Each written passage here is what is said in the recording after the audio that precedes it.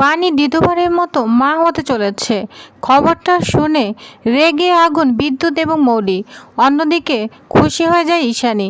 Happy ever 70 দেখা যাবে আজকের পর্বে। বিস্তারিত জানতে ভিডিওতে একটি লাইক দিয়ে চ্যানেলটি সাবস্ক্রাইব করে সম্পূর্ণ ভিডিওটি দেখতে থাকুন। গল্পের শুরুতে আমরা দেখতে পাবো অনিরুদ্ধ একাই সমস্ত গুণাদের সঙ্গে লড়াই করছে। চারদিকে চিৎকার, ধাক্কাধাক্কি, উত্তেজনা।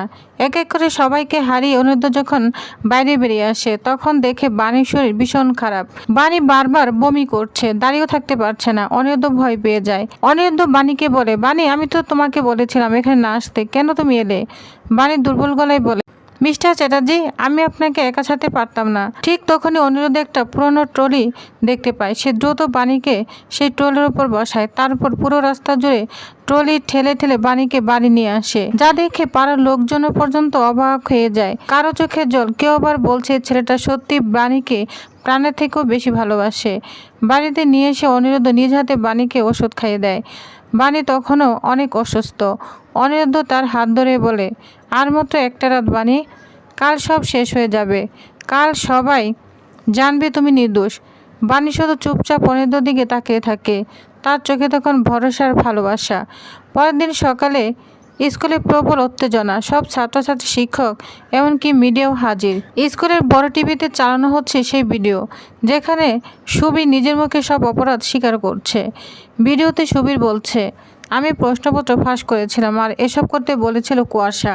এই কথা শোনার সঙ্গে সঙ্গে পুরো স্কুল স্তব্ধ হয়ে যায়। স্যার ম্যাডামরা সবাই রাগে ফেটে পড়েন। কুয়াশার সঙ্গে সঙ্গে চিৎকার করে ওঠে, বলছে মিথ্যে, সব মিথ্যে, এই ভিডিও নকল।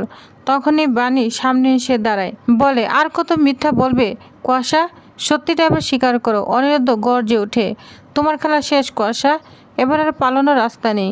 কিন্তু কুয়াশা তখন নাটক চালিয়ে যায়। একটা মাতার লোককে টাকা খেয়ে এসব বলানো হয়েছে। ঠিক তখনই ক্লাসরুমের দরজা খুলে পুলিশ ঢুকে, সঙ্গে হাত করা পরা সুবীর, সঙ্গে সাংবাদিকরাও রয়েছে। যা দেখে সবাই অবাক হয়ে যায়। অফিসার বলে, ভিডিওর সত্যতা যাচাই করা হয়েছে। সুবীর নিজের মুখে স্বীকার করেছে। সুবীর কান্না করতে করতে বলে, স্যার আমাকে বাঁচান, সব করেছে কুয়াশাও আমাকে ফাঁসিয়েছে। কুয়াশার মুখের রং তখন পাল্টে যায়। এবার অনিরুদ্ধ ধীরে ধীরে কুয়াশার সামনে এগিয়ে আসে। আমি জানি তুমি একা নও, তোমার পিছনে আরও বড় কেউ আছে, কিন্তু মনে রেখো একদিন তাদেরও মুখোশ আমি খুলে দিব। এই কথা শুনে কুয়াশা ভিতরে ভিতরে অনেক ভয় পেয়ে যায়, কারণ সে জানে বিদ্যুৎ আর মলির নাম বেরিয়ে গেলে সব শেষ। এরপর যা হলো তা কেউ ভাবেনি। ছাত্রছাত্রীরা কুয়াশাকে ঘিরে ধরে, কেউ বলছে ছি ছি, কেউ আবার রাগে ফুঁসছে। একজন ছাত্র রাগে কালি ছুঁড়ে মারে কুয়াশার মুখে, আরেকজন জুতার মালা পরিয়ে দেয়। কিন্তু ঠিক তখনই বাণী সবাইকে থামিয়ে দেয়, বলছে না এটা ভুল। যা শুনে সবাই অবাক। বাণী তখন কান্না করতে করতে বলে, যেদিন আমার গায়ে গোবর ছেঁড়া হয়েছিল সেদিন তোমরা, তাই বলে আজ আমি অন্যায় হতে দিব না। এই কথা শুনে সবাই মাথা নিচু করে ফেলে। এরপর কুয়াশা নাটক শুরু করে। হঠাৎ মাথা ঘোরার অভিনয় করতে থাকে কুয়াশা, বলছে আমার শরীর খুব খারাপ লাগছে। বাণী তখন সঙ্গে সঙ্গে বলে ওঠে, নাটক বন্ধ করো কুয়াশা, সত্যি সামনে আসতেই তুমি অসুস্থ হয়ে গেলে। আমি ভালো করেই জানি তুমি কোনো অসুস্থ নও। অবশেষে প্রিন্সিপাল ম্যাডাম ঘোষণা করে কুয়াশাকে অবিলম্বে রাস্টিকেট করা হবে আর নতুন করে পরীক্ষা নেওয়া হবে। পুরো স্কুল তখন বাণীর নামে স্লোগান দেয়। বাণী বাণী বলে সবাই স্লোগান দিচ্ছে। অনিরুদ্ধ তখন সাংবাদিকের সামনে দাঁড়িয়ে বলে, আমরা কথা দিয়েছিলাম সত্যিটা সামনে আনবো, আজ আমরা সেটাই করেছি। কিন্তু আসল খেলোয়াড় এখনো বাইরে আছে, সাবধান হয়ে যাও। অন্যদিকে নয়নতারা, মৌলি আর বিদ্যুৎ টিভিতে সব দেখছে। বিদ্যুৎ রাগে টিভির রিমোট ছুঁড়ে ফেলে দেয়। নয়নতারা দাঁত চেপে বলে, এবারও বেঁচে গেল বাণী। এরপর বাড়িতে ফিরে বাণী আর অনিরুদ্ধ সবাই আনন্দে নাচ গান করছে। ঈশানী এবং পিনাক্ষী। ঈশানী ছুটে এসে বাণীকে জড়িয়ে ধরে বলে, তোকে নিয়ে গর্বিত মা আমি। বাণীর চোখে তখন জল চলে আসে। সে কান্না করতে করতে বলে, মা আমি নির্দোষ। ঠিক তখনই বাড়ির একজন হঠাৎ বলে ওঠে, বাড়ির শরীরটা খারাপ কি শুধু টেনশনের জন্য? সবাই চুপ। ডাক্তার তখন মুচকে এসে বলে, অভিনন্দন, বাণী মা হতে চলেছে। এক মুহূর্তে যেন বাড়ি পুরো স্তব্ধ হয়ে যায়। তারপর ঈশানী আনন্দে বাণীকে জড়িয়ে ধরে কান্না করতে শুরু করে। অনিরুদ্ধ অবাক হয়ে শুধু বাণীর দিকে তাকিয়ে থাকে। বাণী লজ্জায় মাথা নিচু করে ফেলে। আর ঠিক এরপর পিনাক্ষী ঈশানীকে বলে, দেখলে তো বাণী কিন্তু আমাদের মানসম্মান মাটিতে মিশিয়ে দেয়নি, ও নিজের নাম পরিষ্কার করে মাথা উঁচু করে দাঁড়িয়েছে। ঈশানীর চোখ তখন জলে ভরে যায়। সে তখন বাণীর কাছে এগিয়ে এসে বলছে, হ্যাঁ বাণী, আমি সব দেখেছি, টিভিতে সব দেখেছি। কুয়াশা কত নোংরাভাবে তোমাকে ফাঁসিয়েছিল। আর তুমি এক কালোরে নিজেকে নির্দোষপ্রাণ করেছ। বাণী চুপচাপ দাঁড়িয়ে থাকে। ঈশানী বলে, শুধু নিজেকে নয়, তুমি তোমার বন্ধুদেরও বাঁচিয়েছ। তোমাকে নিয়ে আজ আমরা সবাই গর্বিত। ঠিক তখনই পিনাক্ষী সামনে এসে বলে, গর্বিত তো বটেই, কিন্তু আমাদের লজ্জা করছে। অনিরুদ্ধ অবাক হয়ে বলে, না না ছোটো বাবু, এভাবে বলবেন না। পিনাক্ষী তখন বলে, আমরা না বুঝে বাণীকে কত অপমান করেছি। ঈশানী এবার নিজেকে সামলাতে পারে না। সে দুহাত জোর করে বাণীর সামনে দাঁড়িয়ে পড়ে। আমাকে ক্ষমা করে দিও মা, আমি না জেনে তোমাকে অনেক কষ্ট দিয়েছি। এই দৃশ্য দেখে বাড়ির সকলেই অবাক হয়ে যায়। বাণীর চোখে জল চলে আসে। সে তাড়াতাড়ি ঈশানের হাত ধরে নিজের কপালে ঠেকিয়ে বলে, মা প্লিজ এভাবে বলবেন না। আমি যে আবার আপনার চোখে নির্দোষ হতে পেরেছি, এটাই আমার জীবনের সবচেয়ে বড় পাওয়া। ঈশানী তখন বাণীকে জড়িয়ে ধরে কান্না করতে থাকে। ঠিক তখনই বাড়ির দরজার সামনে গাড়ির শব্দ। সকালে মুখ ঘুরে যায় দরজার দিকে। দেখা যায় মৌলি, বিদ্যুৎ আর শ্যামলী বাড়িতে ঢুকছে। মৌলির মুখ একদম রাগে লাল হয়ে গিয়েছে। সে ঢুকে কটাক্ষ করে বলে, বাহ, সবাই মিলে তো বেশ আনন্দ হচ্ছে দেখছি। পিনাক্ষী তখন বলে, ওরা সুখবর দিতে এসেছে মৌলি, আজ ঝগড়া দিন নয়।